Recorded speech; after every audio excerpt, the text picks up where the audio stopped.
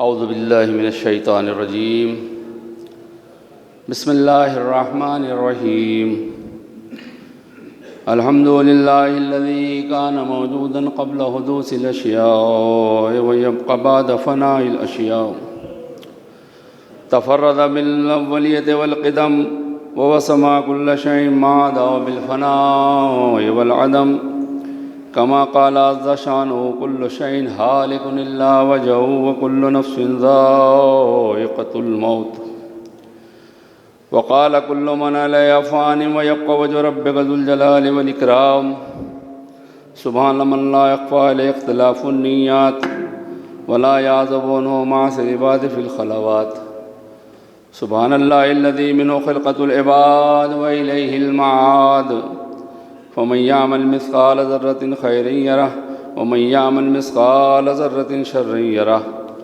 نشهد أن لا إله إلا هو الملك الذي لا ينازع في ملكه ولا يضاد في حكمه يعذب من يشاء بما يشاء كيف يشاء ويرحم من يشاء بما يشاء كيف يشاء تعذيب المسلمين عدل وعفو تفضل ونشهد أن محمدًا سيد المرسلين وخير المبشرين والمنذرين صلى الله عليه وآله الهداة المهديين من ركب السفينة هم نجا واهتدى من تخلف ناز الله فغرق وهوى بسم الله الرحمن الرحيم اللهم كن لوليك الحجة ابن الحسن صلواتك عليه وعلى آبائه في هذه الساعة وفي كل ساعة وليا وحافظا وقائدا وناصرا ودليلا وعينا حتى تسكنه أرضك طوعا وتمتعه فيها طويلا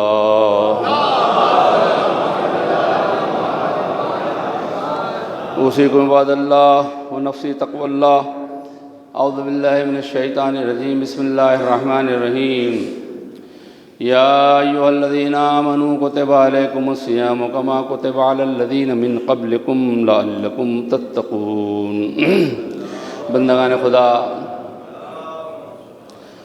ماہ مبارک رمضان کی آپ کی خدمت میں تہنیت پیش کرتا ہوں اور امید کرتا ہوں کہ اللہ اس ماہ مبارک میں ہماری تمام عبادات کو قبول فرمائے گا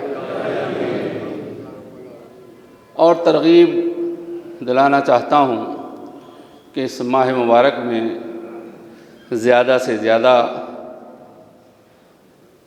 اعمال بجا لائیں اور اپنے کو جتنا ہو سکے اللہ کے قریب کر لیں۔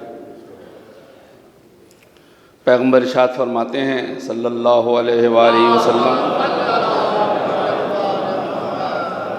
ماہ مبارک کے لیے کہ وہ ہوا شہر الصبر، یہ مہینہ صبر کا مہینہ ہے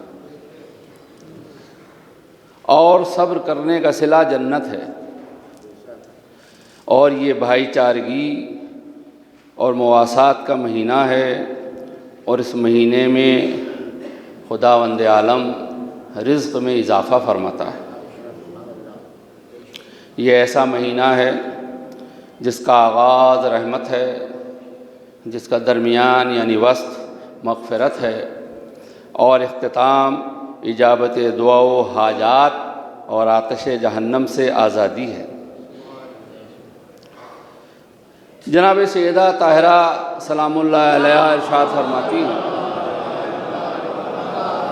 کہ خدا نے روزہ فرض کیا تاکہ انسان کا خلوص اللہ کے لیے مضبوط اور برقرار رہے۔ خلوص، خالص۔ رمضان میں نے جیسے کہ آیہ کریمہ کا آپ کے سامنے تلاوت کی ہے، جس میں روزے کا حکم ہے، جس میں ارشاد ہو رہا ہے یا ایھا الذین آمنوا کتب علیکم الصیام کما کتب علی الذین من قبلکم لعلکم تتقون۔ صاحبان ایمان، تم پر روزے فرض کر دیے گئے ہیں ایسے ہی جیسے تم سے پہلے والوں پر لکھ دیے گئے تھے، یعنی فرض کر دیے گئے تھے۔ لعلکم تتقون، تاکہ تم متقی اور پرہیزگار ہو جاؤ۔ تو روزہ اخلاق، خلوص، ہمارا اخلاق اور خلوص ہمارا اللہ کے لیے مضبوط اور برقرار رہے، یعنی ایک ترغیب ہے کہ ہماری ساری عبادتوں میں خلوص ہونا چاہیے۔ روزہ محض بھوک اور پیاس نہ ہو بلکہ اللہ کے لیے ہو۔ ایک صاحب نے عشاء کی نماز پڑھائی، یعنی مولانا نے، اور پیچھے سے ایک صاحب آئے جو تاجر تھے۔ نماز میں بھی خلوص ہونا چاہیے۔ میں مثال دے رہا ہوں، یہ سچی بات ہے، مغربی کنارے کے ہندوستان کی ریاستوں کا معاملہ ہے، وہاں کی بات ہے۔ تو وہ صاحب آئے اور مولانا سے کہا کہ قبلہ آج آپ نے عشاء کی 4 نہیں 3 رکعتیں نماز پڑھائی۔ تو انہوں نے کہا نہیں بھائی، میں نے تو پوری 4 رکعت، عشاء کی 4 رکعت 4 ہی رکعت پڑھائی ہے۔ تو کہنے لگے نہیں، آپ نے 3 پڑھائی ہے۔ کہ تم کیسے کہتے ہو کہ میں نے 3 پڑھائی ہے؟ تو اس نے کہا کہ میری 4 دکانیں ہیں اور میں ہر رکعت میں ایک دکان کا حساب کر لیتا ہوں۔ آج میں صرف 3 دکانوں کا حساب کر پایا ہوں، اس لیے آپ نے 3 رکعت نماز پڑھائی۔ تو اس کی نماز جو تھی وہ اللہ کے لیے نہیں تھی، خلوص نہیں تھا، وہ اپنی دکانوں کا حساب نماز میں کر لیتا تھا، لہذا وہ اس کے نماز کو۔ تو ہمیں بھی روزہ جو ہے وہ خلوص ہونا چاہیے، اس میں اللہ خلوص آزماتا ہے، ہمارا خلوص برقرار رہے، اس کے لیے مضبوط رہے۔ کیوں؟ اس لیے کہ اگر ہم نے محض بھوک اور یعنی کھانے سے اپنے آپ کو روک لیا کسی وجہ سے، اور دنیا کی ساری چیزیں اور جو ہیں وہ کھانے کے علاوہ سب کر رہے ہیں، تو پھر یہ خلوص تھوڑی ہوا۔ یا مثلا یہ کہ وزن گھٹ جائے گا اس لیے روزہ رکھ رہے ہیں، بلڈ پریشر کنٹرول ہو جائے گا اس لیے روزہ رکھ رہے ہیں، اور یہ ہو جائے گا اس لیے روزہ رکھ رہے ہیں، اور گھر کا خرچ کم ہو جائے گا اس لیے روزہ رکھ رہے ہیں، اور یہ سب بچے بھی اور سب گھر والے بھی اس لیے، تو یہ خلوص میں کمی ہو جائے گی۔ وہ سب چیزیں تو خود بخود حاصل ہو ہی جائیں گی، لیکن اللہ نے کہا روزہ میرے لیے ہے اور میں اس کی جزا دوں گا، خود اپنے دست قدرت سے دوں گا، کسی کے ہاتھ سے نہیں دوں گا۔ کیوں؟ اس لیے کہ روزہ ایک ایسی عبادت ہے کہ جس کا پتہ یا تو روزہ دار کو ہوتا ہے یا اللہ کو ہوتا ہے، اور کسی کو نہیں معلوم ہوتا کہ روزہ رکھا ہے اس نے۔ اس لیے کہ میں کہہ دوں میرا روزہ ہے تو آپ کے پاس کیا آلہ ہے ناپنے کا کہ روزہ ہے، اور آپ کہیں کہ آپ کا روزہ ہی نہیں ہے تو میرے پاس کون سی ایسی بات ہے میں یقین دلاؤں کہ میرا روزہ ہے؟ تو اللہ جانتا ہے کہ روزہ ہے اس کا کہ نہیں ہے، یہ ایسی خاص عبادت ہے۔ تو جب ایسی خاص عبادت ہے تو ہمیں اسی کے لیے اس کو خالص رکھنا چاہیے، اللہ ہی کے لیے اس روزے کو۔ تو اسی لیے شہزادی نے فرمایا کہ تاکہ انسان کا خلوص اللہ کے لیے مضبوط اور برقرار رہے۔ دیکھیے،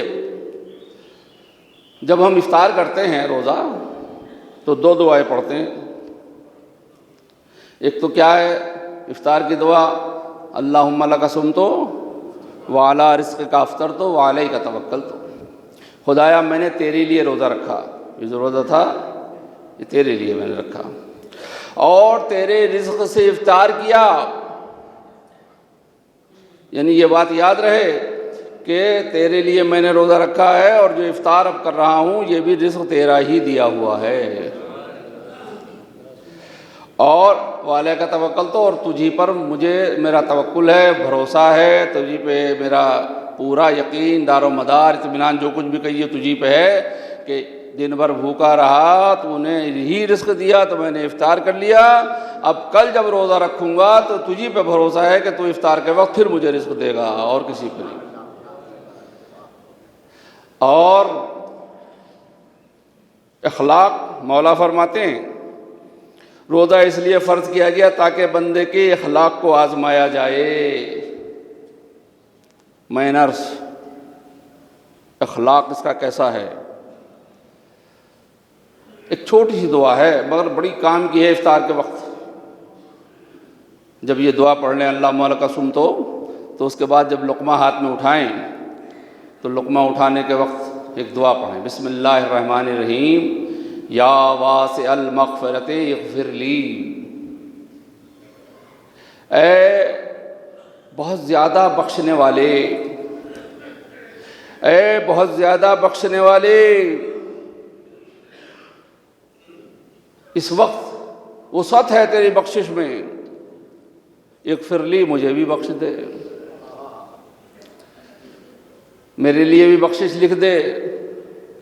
اس لیے کہ افطار کے وقت اللہ اتنے لوگوں کو بخشتا ہے، گناہوں سے معاف کرتا ہے، اتنے لوگوں کی بخشش کرتا ہے کہ جس کا کوئی حد و حساب اور شمار نہیں ہے۔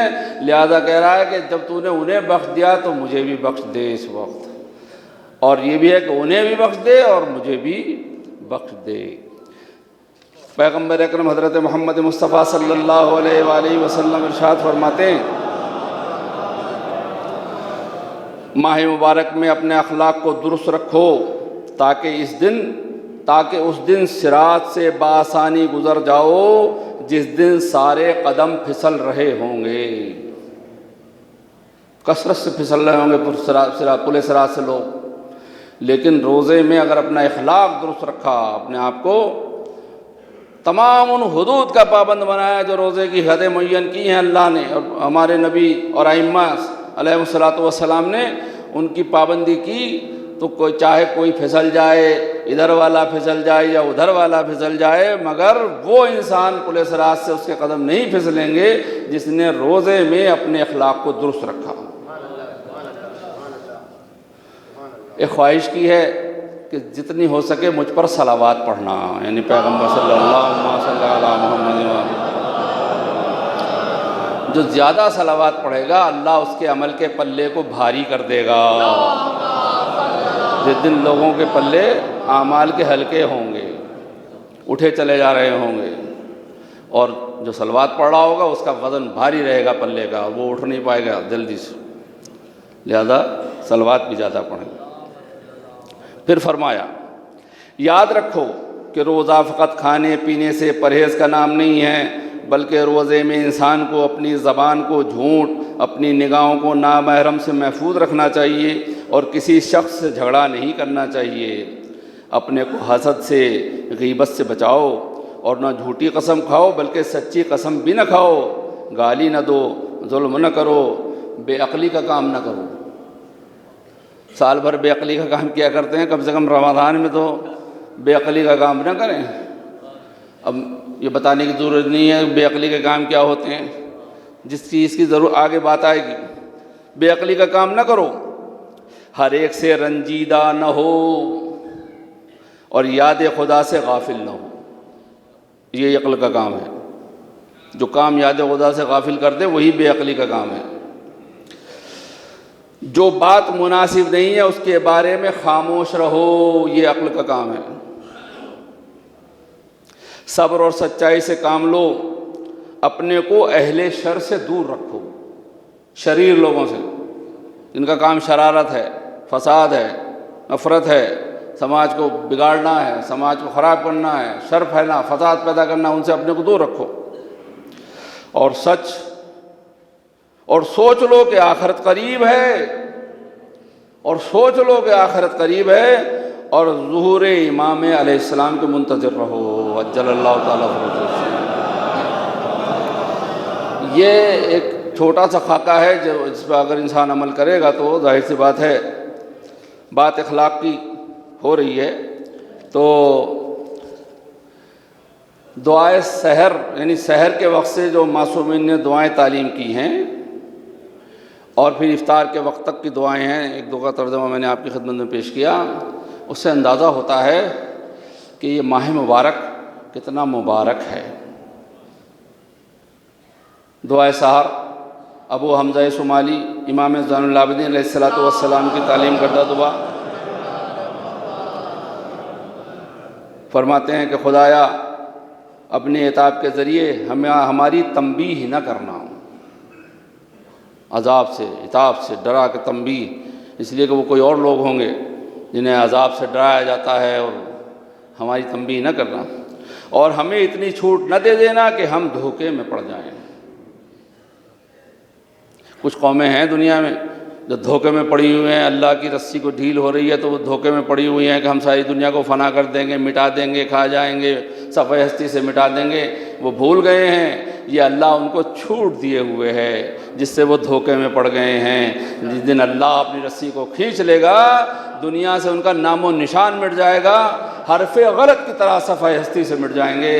ان کی طاقت، ان کی فوج، ان کا کر و فر، ان کا جاہ و جلال سب مٹی میں مل جائے گا جس دن اللہ ان کی رسی کو کھینچ لے گا، اپنی رسی کھینچ لے گا. اور تو دھوکے میں ہیں وہ.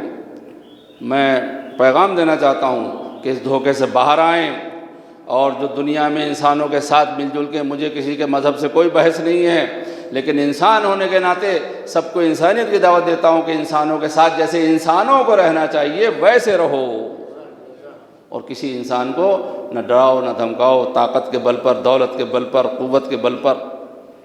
نہیں، یہ سب نہیں ہونا چاہیے. فرماتے ہیں کہ ہمارے پاس خیر کہاں سے آئے گا؟ اس کا مرکز تو تیری ہی ذات ہے، اور ہم نجات کیسے پائیں گے؟ اس کا اختیار تو تیرے ہی ہاتھ میں ہے. خدایا نیک کردار بندے بھی تیری نصرت سے بے نیاز نہیں ہیں. نیکوں کی مدد بھی اللہ ہی کرے گا تب ان کی مدد ہوگی، اس لیے کہ وہ اس سے بے نیاز نہیں ہیں. نہیں، انہیں بھی درکار ہے، نیک بندوں کو اس کی نصرت. اور بد عمل انسان بھی تیرے اختیار سے باہر نہیں ہیں. دعائے ابو حمزہ صومالی ہے، سحر کے وقت پڑھی جانے والی دعا. جتنے بد عمل ہیں وہ سمجھتے ہوں گے کہ ہم آزادی سے بد عملی کر رہے ہیں، خراب کام کر رہے ہیں، تو ہمارا تو کوئی پوچھنے والا نہیں ہے. نہیں، بد عمل بھی اس کے اختیار سے باہر نہیں ہے. جس دن وہ چاہے گا انہیں ان کے بد عمل کی سزا ضرور دے گا. ہم نے تجھے تیرے ہی ذریعے پہچانا ہے، اور تو نے ہی ہماری رہبری کی ہے، ورنہ تو نہ ہوتا تو ہم کیا جانتے کہ تو کون ہے. تعریف اس خدا کی جس کو پکارتا ہوں تو سن لیتا ہے، اگرچہ میں اس کے بلانے پر دیر کرتا ہوں. اللہ ہمیں بلاتا ہے. یہ مسجدوں کے میناروں سے ہونے والی اذانیں، یہ اللہ ہمیں نماز کے لیے بلا رہا ہے. یہ ماہ مبارک کا چاند نمودار ہونا، یہ ہمیں روزے کے لیے بلایا جا رہا ہے. یہ سب ہم اللہ کی طرف سے ہمیں ندا دی جا رہی ہے. ہم پکارتے ہیں تو فوراً سنتا ہے، لیکن جب وہ پکارتا ہے، بلاتا ہے، تو ہم دیر کرتے ہیں. اور تعریف ہے خدا کی جس سے عرض حاجت کرتا ہوں اور بلا سفارش راز دل کہتا ہوں، تو حاجت روائی کر دیتا ہے اگرچہ میں اس کا اہل نہیں ہوں. میں اس کے علاوہ کسی کو نہیں پکارتا کہ سب رد کر دیتے ہیں، اور اس کے سوا کسی سے آس نہیں لگاتا کہ سب مایوس کر دینے والے ہیں. شکر ہے کہ اس نے اپنے حوالے رکھ کر عزت دی ہے. اللہ کا لاکھ لاکھ شکر ہے کہ اس نے اپنے حوالے ہمیں رکھا ہے. ہم اللہ کے حوالے اپنے آپ کو کر دیں، اللہ ہمیں عزت دے گا، اس لیے کہ وہ صاحب عزت ہے.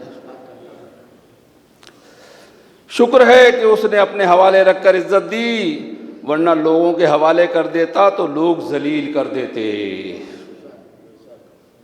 جو اللہ کے حوالے اپنے آپ کو کر دے، اللہ اسے عزت دے گا.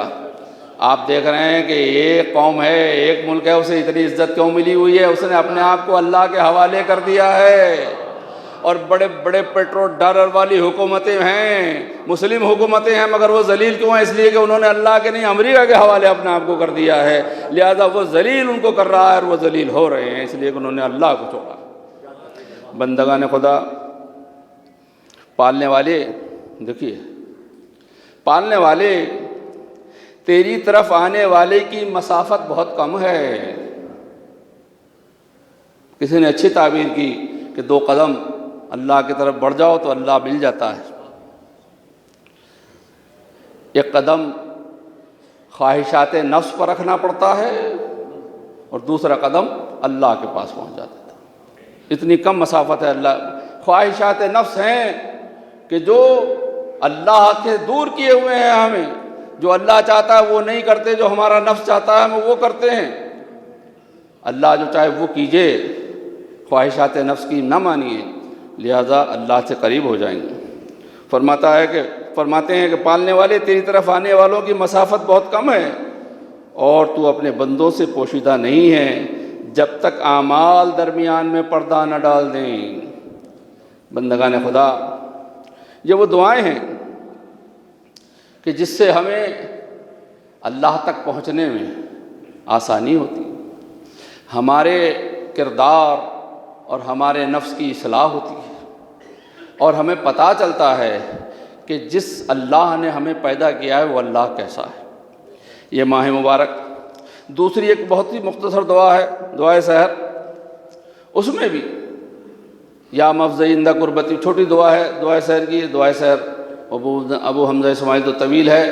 ایک اور دعا ہے جو ساتھ امام علیہ السلام نے تعلیم کی ہے کہ ایک دفعہ بھی چاہے پڑھیں، مگر سب پڑھنا چاہیے ترجمے کے ساتھ، اس لیے کہ بعض لوگ عربی نہیں جانتے تو انہیں ترجمے کے ساتھ پڑھنا چاہیے، اور دیکھیں کہ ہمارے ائمہ معصومین علیہ الصلوۃ والسلام نے کس کس طرح سے ہمیں تعلیم دی ہے تاکہ ہم اللہ تک پہنچ جائیں اور اللہ کے بندے ہو جائیں۔ فرماتے ہیں کہ اے رنج و غم میں پناہ گاہ، اے سختیوں میں فریاد رس، میں تیری پناہ میں آیا ہوں اور تجھ سے فریاد کر رہا ہوں۔ سحر کے وقت کی دعائیں ہیں، اور تیری پناہ چاہتا ہوں، تیرے علاوہ نہ کسی کی پناہ چاہتا ہوں، نہ کسی سے طلب وسعت ہوں۔ اللہ جسے پناہ دے دے دنیا میں اس کا کوئی بگاڑ سکتا ہے؟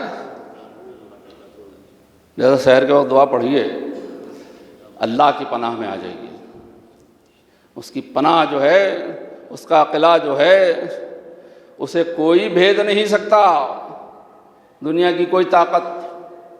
لہذا بہت اسی کی طرف سے ہمیں میری فریاد رسی فرما اور میرے رنج کو دور فرما، اے وہ جو تھوڑے عمل کو قبول کرتا ہے اور زیادہ گناہوں کو معاف کر دیتا ہے۔ میرے تھوڑے عمل کو قبول کر لے اور میرے کثیر گناہوں کو معاف کر دے کہ تو غفور بھی ہے اور رحیم بھی ہے۔ خدایا میں تجھ سے اس ایمان کا سوال کرتا ہوں جو دل سے پیوست ہو، وہ ایمان جو دل سے پیوست ہو۔ جب تک ایمان دل سے پیوست نہ ہوگا تو زبان کا معاملہ کچھ نہیں ہے، دل سے پیوست ہو۔ اور وہ یقین چاہتا ہوں جس سے مجھے علم ہو جائے کہ مجھ تک وہی پہنچے گا جو تو نے میرے لیے لکھ دیا ہے۔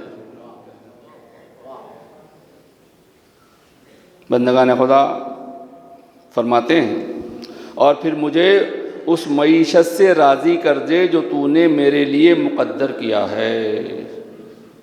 جو مقدر ہے، مقسوم ہے، وہی اس سے مجھے راضی کر بس، ادھر ادھر دنیا بھر میں یہاں وہاں، اس لیے کہ اس سے ہی ساری خرابیاں پیدا ہو رہی ہیں۔ اللہ کے دیے ہوئے اللہ دے رہا ہے اس پہ تو یقین ہے نہیں، دنیا بھر سے لوٹ لاٹ کے اکٹھا کرنے کو دولت سمجھ رہا ہے، بڑائی سمجھ رہا ہے، اپنی بڑائی اپنی گویا کہ طاقت سمجھ رہا ہے۔ نہیں، ایسا نہیں ہے۔ جس کو بھی دیا ہے اللہ نے دیا ہے جو اس کا مقدر ہے، اور جس کو اللہ نے دیا ہے جو اس کا مقدر ہے وہ اس سے کوئی چھین نہیں سکتا، اور جو اللہ نے مقدر نہیں کیا ہے وہ اسے کوئی دے نہیں سکتا۔ لہذا اللہ ہی کی طرف ماہ مبارک میں ہمیں لو لگا لینی چاہیے۔ اے بہترین رحم کرنے والے، اے رغبتوں کی انتہا، تو ہی ہر عیب کا چھپانے والا ہے، ہر خوف میں امن دینے والا ہے، اور ہر لغزش میں بچانے والا ہے۔ لغزش میں بچانے، جب پیر پھسلے تو بچانے والا اللہ ہے، اسی کی طرف رجوع کر لیجئے۔ یہ گناہ کرنا یہ لغزشیں ہیں، یہ برائی کسی کرنا، جو بھی کچھ بیان کیا گیا پہلے یہ سب لغزشیں ہیں، تو لغزشوں میں بچانے والا بھی ہر لغزش میں وہی ہے، لہذا اس کو یاد رکھیے، کوئی گناہ نہیں ہوگا انشاءاللہ۔ لہذا میری خطا کو معاف کر دے اے سب سے زیادہ رحم کرنے والے۔ بندگان خدا، آپ نے اندازہ لگایا ہوگا ان دعاؤں کے ترجمے سے کہ کس قدر اللہ نے ہمارے لیے اسباب فراہم کر دیے ہیں نجات کے۔ پالنے والے یہ ماہ مبارک ہے، ہم نے اس کو پا لیا ہے، تو اس مہینے کو پانے کے بعد ہم تجھ کو پالیں۔ پالنے والے ہماری عبادت کو قبول فرما، ہمارے روزوں کو قبول فرما، ہماری توفیقات میں اضافہ فرما، اور ہمیں اپنا سچا اور اچھا بندہ بنا دے۔ اِنَّ أَحْسَنَ الْحَدِيثِ وَأَبْلَغَ الْمَوْعِظَةِ کتاب اللہ۔ اعوذ باللہ من الشیطان الرجیم، بسم اللہ الرحمن الرحیم۔ وَالْعَصْرِ إِنَّ الْإِنسَانَ لَفِي خُسْرٍ إِلَّا الَّذِينَ آمَنُوا وَعَمِلُوا الصَّالِحَاتِ وتواصوا بالحق وتواصوا بالصبر.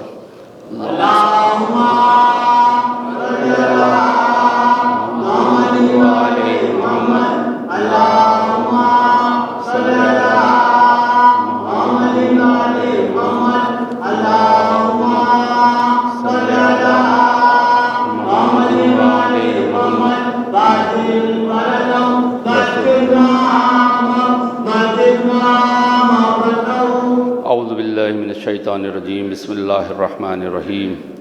الحمد للہ الذی لا الہ الا هو الحلیم الکریم غافر الذنب وقابل التوب وهو الغفور الرحیم.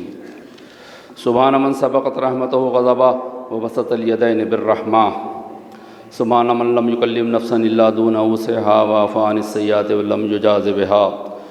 سبحان من لا یزداد ولا معاصی العباد الا کرما وجودا وعلى کثرت الذنوب الا عفوا وصفحا. نشهد ان لا اله الا هو لطوف العباد بجوده والغواد للمذنبين بحلمه. ونشهد ان محمدا نبيه وحبيبا سيد المرسلين وشفيع المذنبين بعث رحمة للعالمين صلى الله عليه وآله الداعين الى سبيل الله بالحكمة والموعظة الحسنة قادة الامم واولياء ومعدن الرحمة. اوصيكم عباد الله بالتوبة. اعوذ بالله من الشيطان الرجيم. بسم الله الرحمن الرحيم. قل يا عبادي الذين اسرفوا على انفسهم لا تقنطوا من رحمة الله ان الله يغفر الذنوب جميعا انه هو الغفور الرحيم. بندگان خدا، ماہ رمضان کا ایک نام ماہ توبہ بھی ہے، لہذا اس مہینے میں جتنی زیادہ سے زیادہ توبہ ہو سکے. توبہ تو ایک دفعہ بھی کافی ہے اگر صدق دل سے ہو جائے، اور اس کے بعد پھر کوئی گناہ نہ کرے تو وہ توبہ بارگاہ معبود میں قبول ہے. لہذا ہمیں توفیق توبہ عنایت فرما. پانچ امام محمد باقر علیہ السلام ارشاد فرماتے ہیں لکل شیء ربیع و ربیع القرآن شہر رمضان. ہر چیز کی ایک بہار ہے اور قرآن کی بہار شہر رمضان ہے. ربیع بہار، موسم بہار، یہ اس وقت موسم بہار ہی چل رہا ہے. موسم بہار کی خاص بات یہ ہے کہ اس موسم میں زمین کے اندر استعداد نمو موجود ہوتی ہے. یعنی اگر کوئی بیج اس میں ڈالا جائے تو اس بیج میں روئیدگی پیدا ہو جاتی ہے. اور کسی موسم میں دیکھیے مئی جون کے اس میں نہیں ہوگا، اس لیے وہ سوکھ جائے گا زمین. اس میں زمین تو ہے مگر یہ بہت بارش ہو رہی ہو تب بھی زمین میں وہ صلاحیت نہیں ہے. یہی موسم بہار کا موسم وہ ہے کہ جس کے اندر زمین کے اندر یہ صلاحیت رہتی ہے. تو ظاہر سی بات ہے کہ قرآن کی بہار کا موسم ماہ رمضان ہے. لہذا مومنوں کے دل اس زمین کی طرح ہیں کہ اگر تعلیم قرآن ان میں داخل کر دی جائے تو انہیں فائدہ پہنچائے گی اور اس کا اثر ان کے اوپر مرتب ہوگا، ان کے کردار پر مرتب ہوگا. ایک آیت بھی واقعہ ہے کہ ایک شخص پیغمبر اکرم صلی اللہ علیہ وآلہ وسلم کی خدمت میں آیا. اس سے پہلے میں یہ حدیث بیان کر دوں کہ پیغمبر صلی اللہ علیہ وآلہ وسلم نے ارشاد فرمایا جو شخص بھی اس ماہ مبارک میں ایک آیہ قرآن پڑھے گا پروردگار اسے دوسرے زمانے میں ایک ختم قرآن کا ثواب عنایت فرمائے گا. رمضان میں ایک آیت اگر پڑھے گا تو اسے ایک قرآن ختم کرنے کا ثواب جو عام دنوں میں ہو اس کا ثواب اس کو عطا کرے گا. تو وہ شخص آیا اور اس نے کہا کہ اللہ کے رسول، جو کچھ اللہ نے آپ کو پڑھایا ہے وہ مجھے پڑھائیے، جو علم اللہ نے آپ کو دیا ہے وہ مجھے دیجیے. تو پیغمبر نے فرمایا کہ قرآن ہے، ظاہر سی بات ہے اللہ نے جو مجھے پڑھایا ہے لہذا قرآن پڑھو. ایک صحابی سے کہا کہ اسے قرآن کی تعلیم دو. صحابی نے اس کو سورہ زلزال لے جا کے پڑھایا. تو جب اس آیت پہ پہنچا وَمَن يَعْمَلْ مِثْقَالَ ذَرَّةٍ خَيْرًا يَرَهُ وَمَن يَعْمَلْ مِثْقَالَ ذَرَّةٍ شَرًّا يَرَهُ، تو اس نے کہا بس کافی ہو گیا میرے لیے، یہ دو آیتیں کافی ہیں میرے لیے، اور وہاں سے اٹھ کے چلا گیا. وہ شخص صحابی پیغمبر کی خدمت میں آیا اور کہا کہ وہ تو دو آیتیں پڑھ کے اور چلا گیا، کیا قرآن وہ پڑھے گا؟ تو فرمایا کہ وہ جو یہاں سے گیا ہے فقیہ ہو کے گیا ہے.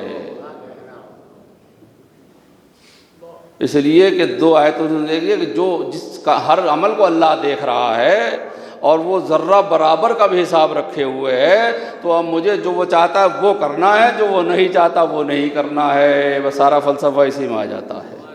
تو قرآن پڑھیے، درس قرآن کے بہت سے پروگرامز ہو رہے ہیں یہاں شہر لکھنؤ میں، اور موقع نہیں ملا کہ ان سے کچھ کہتا، لیکن میں یہ کہہ رہا ہوں کہ کم سے کم وہ احکامات کی آیتیں جو نازل ہوئی ہیں ان کا تھوڑا ترجمہ اور لوگوں کو بتائیں، تاکہ لوگوں کے دلوں میں اللہ کے احکام کی معرفت ہو اور اس کا روب ان کا قائم ہو جائے اور اس کے اوپر وہ عمل کریں۔ پالنے والے دعا ہے کہ دنیا سے تمام ظالموں کو نیست نابود فرما، تمام مظلوموں کی حمایت فرما، تمام مظلوم قوموں کی حمایت فرما۔ اس ماہ مبارک رمضان میں ہمیں وہ خوشخبری سنا دے کہ جس کا ہم انتظار کر رہے ہیں۔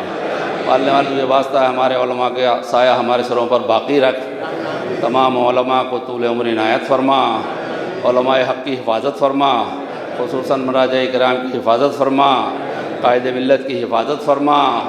پالنے والے ہم سب کے اوپر اپنا رحم نازل فرما، ہمارے روزوں کو قبول فرما اور ہماری عبادات کو قبول فرما، اور ہمیں زیادہ سے زیادہ ماہ رمضان میں لوگوں کا خیال رکھنے کی توفیق عنایت فرما، روزہ داروں کو افطار کرانے کی توفیق کرامت فرما، صرف روزہ داروں کو توفیق کرامت فرما کہ ہم انہیں افطار کرائیں تاکہ ثواب ملے، اور ہمارے سارے اعمال کو قبول فرما۔ اعوذ باللہ من الشیطان الرجیم، بسم اللہ الرحمن الرحیم، ان اللہ وملائکتہ یصلون علی النبی یا ایھا الذین آمنوا صلوا علیہ وسلموا تسلیما۔ اللہم صلی علی سید المرسلین وشفیع المذنبین نبینا محمد صلی اللہ علیہ وآلہ۔ اللہم صلی علی محمد وآل محمد وعلی امام المسلمین وقائد الغر المحجلین امیر المومنین علی ابن ابی طالب صلوات اللہ علیہ وآلہ، وعلی سیدۃ نساء العالمین وبدۃ خاتم النبیین سیدنا فاطمہ بنت رسول اللہ صلوات اللہ علیہ، وعلى الحسن المجتبى اللهم صل على محمد وآله، والحسين الشهيد بكربلاء اللهم صل، وعلي بن الحسين ومحمد بن علي وجعفر بن محمد وموسى بن جعفر وعلي بن موسى ومحمد بن علي وعلي بن محمد والحسن بن علی علیہم الصلاۃ والسلام۔ اللہم صلی علی مولانا صاحب الزمان، اللہم صلی علی محمد وآل محمد مع آثار البدع والطغیان ہادم ابنیۃ الشرک والنفاق حاسد فروع البغی والشقاق، صلوات اللہ وسلامہ علیہ وعلی آبائہ الکرام اللیالی والایام۔ اللہم اجل فرج وسہل مخرج وقل ناظرنا بنظرة منا الیہ وجعلنا من المستشہدین بین یدیہ، وتفضل على امرائنا المؤمنین مزید التوفیقات وازدیاد الاقبال وعلو الدرجات۔ اللہم افعل بنا ما انت اہلہ ولا تفعل بنا ما نحن اہلہ، بجاہ محمد وآلہ المعصومین صلوات اللہ علیہم اجمعین۔ اللہم اجعلنا ممن یذکر فتنفع الذکر، ان اللہ یامر بالعدل والإحسان وإیتاء ذی القربى وینہی عن الفحشاء والمنکر والبغی یعظکم لعلکم تذکرون۔